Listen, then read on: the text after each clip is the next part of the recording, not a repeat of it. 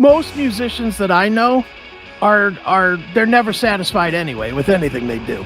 And I've got to imagine for you as the vocalist, you go back and you're like, oh, I would have done this different. I would have phrased this differently. So did you have those moments? And if you could think of any, where did you see things that you might change now versus when the debut came out? Still have things to change nowadays, but whenever you're satisfied, stop. Right. Anyway, of course, I said before, everybody is now also very familiar with gear and so forth. And I was just the singer back in the days, and of course a songwriter. But now I can also say that I'm an engineer and a producer as well, from the perspective nowadays.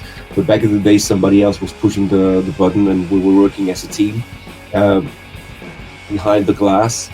In the regie room, and I was in the small room singing, and that's how we started with Gamma Ray already, and also early with Siren Bass with the tape machines. And this was the first album, actually. The first album of Primal was the first hard disk recorder back in the days, what we called it, and it was, I think it was mastered also on DAT and all those digital first tape digital systems.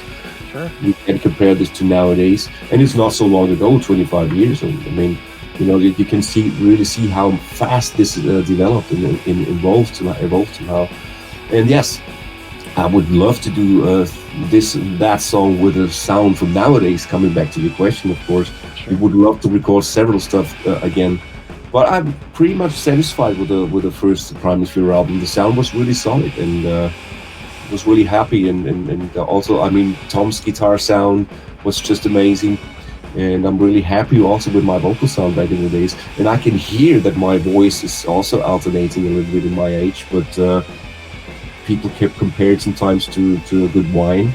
I hope it's lasting for a while.